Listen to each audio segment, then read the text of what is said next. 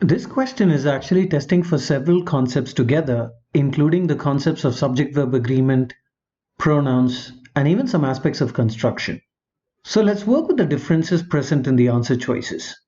Now, the original sentence itself is invalid. Let's see why. It starts with this fossils of a sloth found in a certain place. Now, this is a past participle modifier and dated at a certain time period. Now, this is also a past participle modifier. But notice how this past participle modifier is actually contained between commas. I've said this in many videos before and I'll say it once again. Things between commas are usually non-essential parts of a sentence. So if I take this out, the meaning must still remain the same. The meaning must remain logical. So if I take this out of the equation, what does the logic become? The fossils of a sloth found in a particular place made it the earliest known mammal. Now that doesn't make logical sense because we need this dating at 34 million years old to be a very essential part of the sentence, because that dating is what made the sloth the earliest known mammal. So because this is written in a non-essential form, this makes the logic invalid. And if this was put in essential form, I still wouldn't consider this the most apt construction for this logic. So A goes off. Now, in B, the most obvious problem is the pronoun they. See, this is a plural pronoun.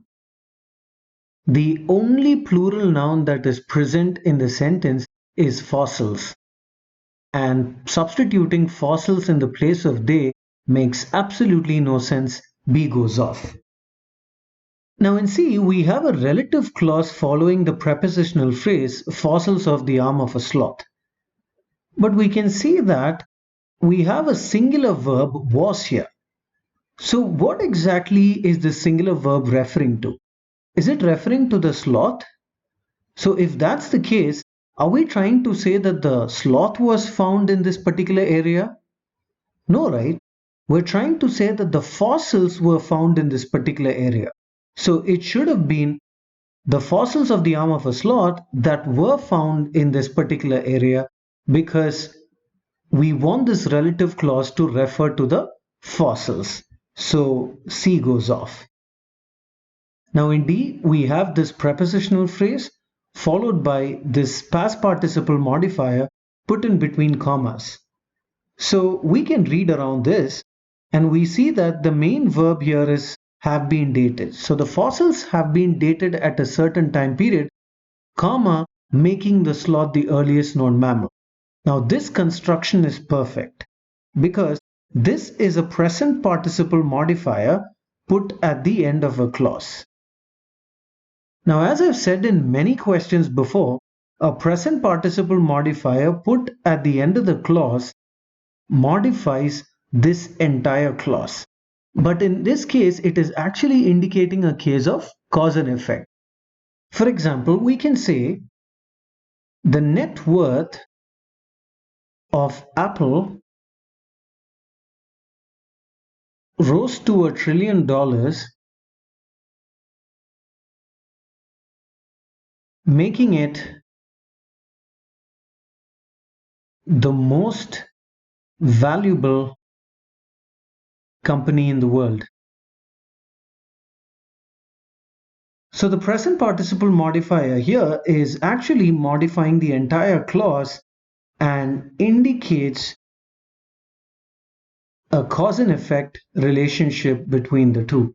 That the net worth rose to $1 trillion, therefore this made Apple the most valuable company in the world. So in a similar fashion, the fossils have been dated at a certain time period, making the sloth the earliest known mammal. So the cause and effect meaning gets applied here. So we can hold on to D. Now in E, we once again have this past participle modifier between the commas, so we can read around that.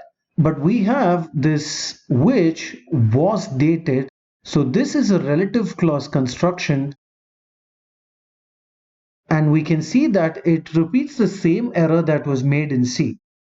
The only difference is that here we have a that and here we have a which, but these both are relative clause construction anyways, and we know that we need the fossils to be dated at a certain time period, and the presence of was, a singular verb, is invalid, so E goes off.